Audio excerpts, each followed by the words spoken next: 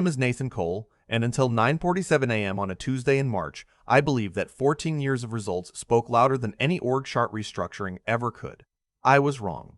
Or maybe I was right, and that's exactly the problem. I ran enterprise accounts for Meridian Logistics Solutions, a mid-sized freight and supply chain company headquartered outside of Columbus, Ohio.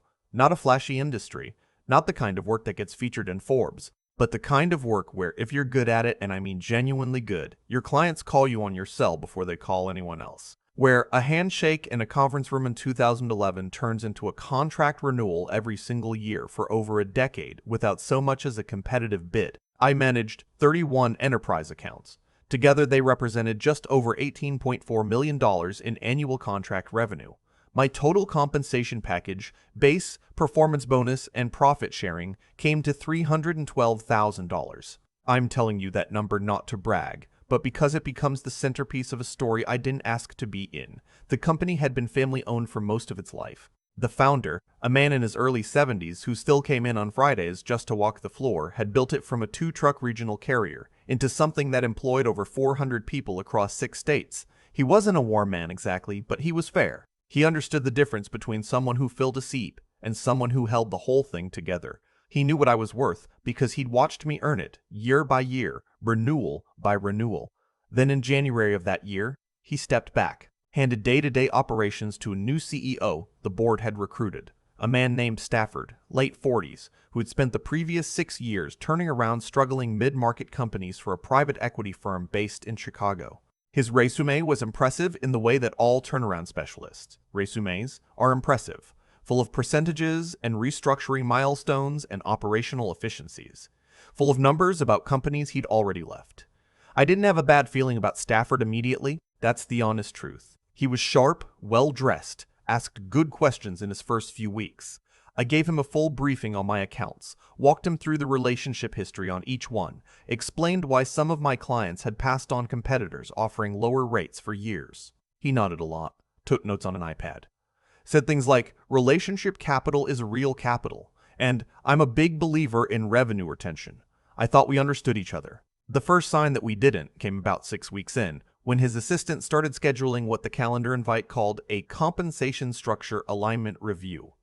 All senior account managers were included. I didn't think much of it. New leadership does this kind of thing. They want to benchmark everything, put it all in a spreadsheet, make sense of what they inherited. Normal.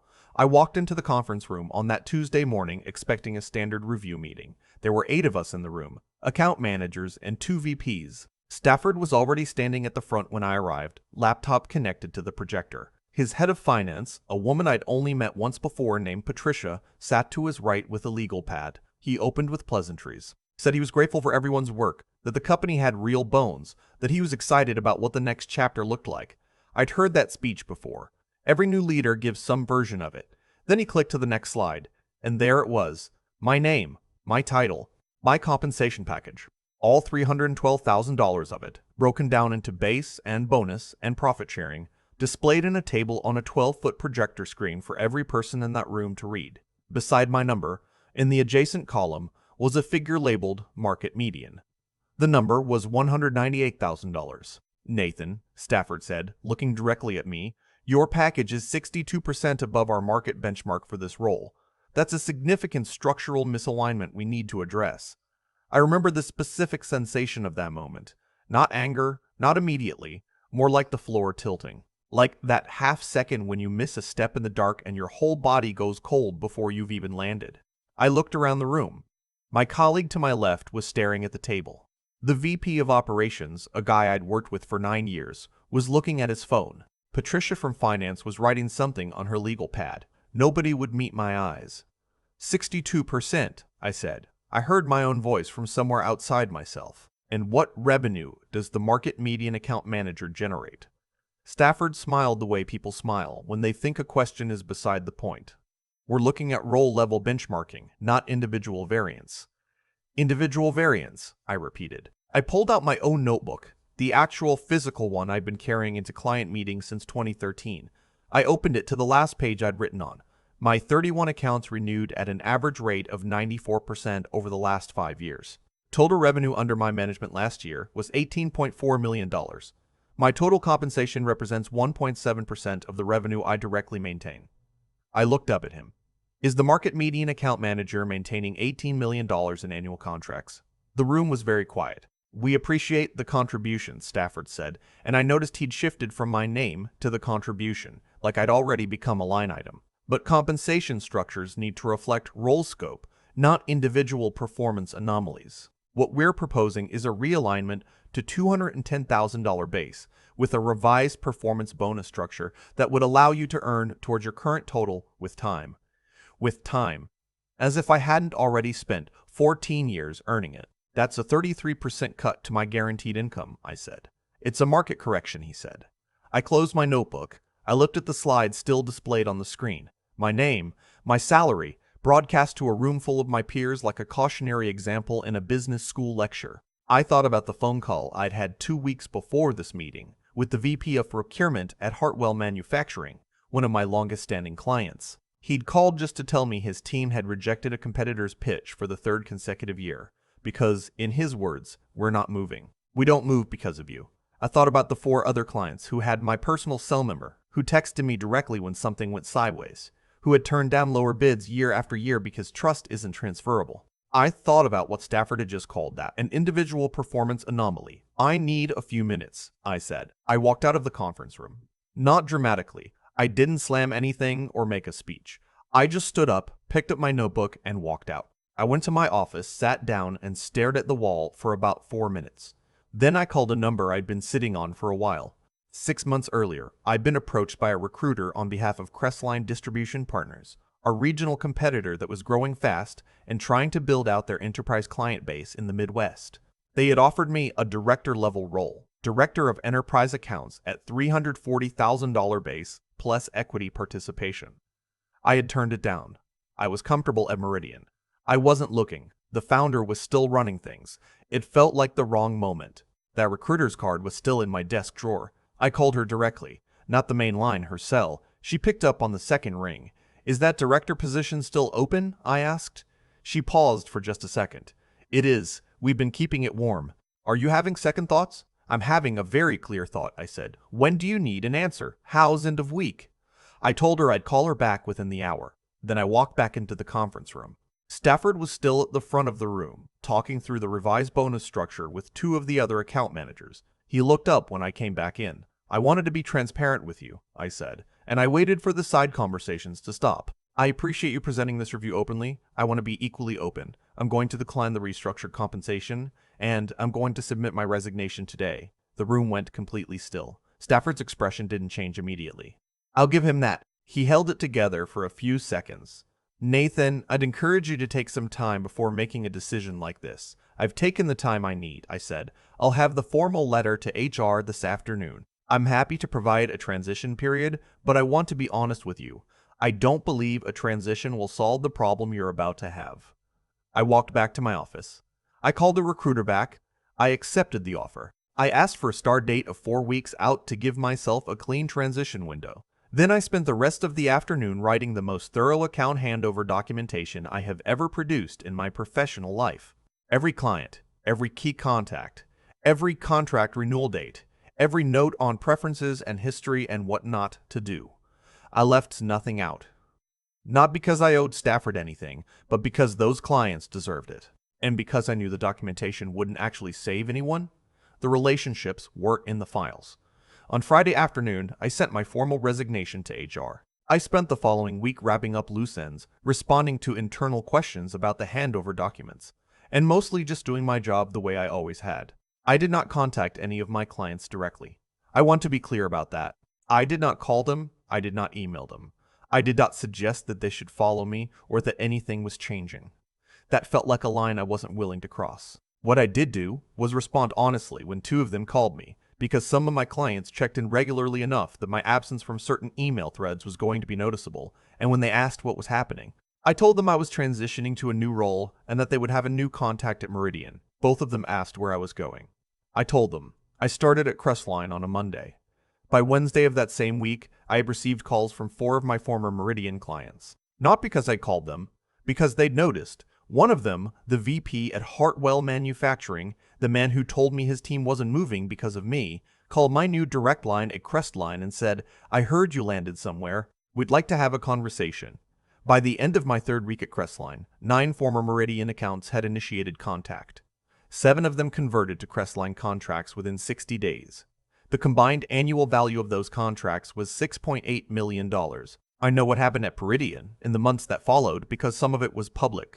2 of their larger clients were publicly traded companies whose procurement shifts showed up in earnings calls, and because a few former colleagues reached out to me over the following months. Not to gossip, but because they were updating their own resumes and wanted advice. By the end of the second quarter after my departure, Meridian had lost 11 enterprise accounts in total. Their overall revenue was down 29% year over year. They had brought in 2 new account managers to replace me, and a third-party consulting firm to help rebuild client relationships. The consulting firm's engagement alone cost more than my entire annual compensation package. Stafford lasted 14 months as CEO. He was not renewed. The board issued a brief statement about strategic realignment and leadership transition. One of the BPs I'd worked with for years sent me a LinkedIn message that just said they finally figured out what the problem was. It wasn't the compensation structure. I never responded to that. Not out of coldness. I genuinely liked that VP. But some things don't need a reply. What I think about now, almost 2 years later,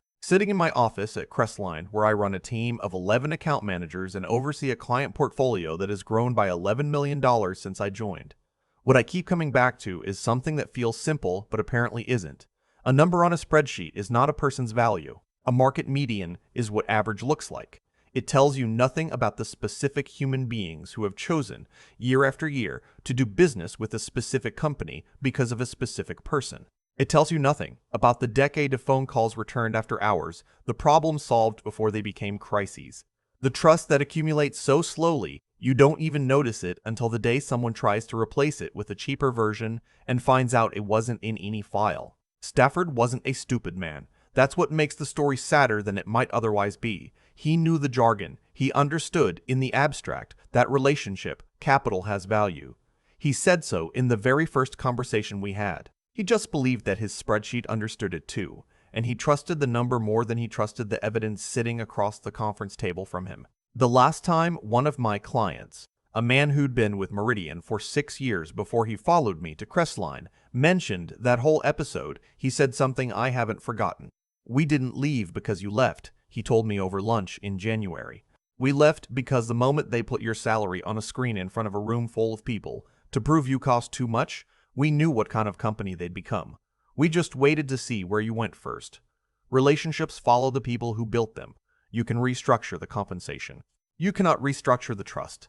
I keep my Industrial Sales Leadership Award, the one I received 11 months after joining Crestline, on the wall across from my desk, where I can see it from my chair. It's not there to remind me that I won. It's there to remind me what I almost let someone else convince me I wasn't worth. I've thought a lot about what Stafford actually saw when he looked at that spreadsheet. He saw a number that was 62% higher than average. That part was true. What he couldn't see, what the spreadsheet had no column for, was why that number existed. He never asked. That's the part that still gets me. Not as bitterness, but as a genuine puzzle. He had the data. He just never questioned what the data was measuring. There's a kind of intelligence that can read a market benchmark report and present it with total confidence in a room full of people, and a completely different kind that asks what's underneath it. Stafford had the first kind. He was fluent in the language of efficiency. But fluency isn't the same as understanding, and I think that distinction cost him everything that came after. What I know about myself, and I say this not with pride, but with a clarity that only comes from having been genuinely tested, is that I never built those client relationships as a strategy. I built them because I believed it was the right way to do the work. When the VP at Hartwell called me at 7 in the morning because a shipment had gone sideways, I didn't pick up because it was in my job description. I picked up because he trusted me, and I wasn't going to let that trust cost him. You can't train that into someone with a performance bonus structure. You can't buy it with a revised compensation package. It either lives in how a person operates or it doesn't. And that's where the cause and effect of this whole story becomes impossible to argue with. Stafford made a decision rooted entirely in short-term math. Cut the highest line item, reduce the structural cost, hit the efficiency target. The outcome was the direct and predictable result of that math being wrong about what it was measuring. 7 clients followed me to Crestline within 60 days. Not because I recruited them. I didn't make a single call. They followed because the relationship had always been with me, And the moment I was gone, there was nothing left at Meridian that they had chosen. They had chosen me. Stafford's spreadsheet never had a column for that. What this whole experience clarified for me is that the hardest thing in any professional life isn't surviving the difficult moments. It's having the self-possession to know your own value when someone with authority over you tells you otherwise. Publicly, in front of your peers, with a slide deck to back them up.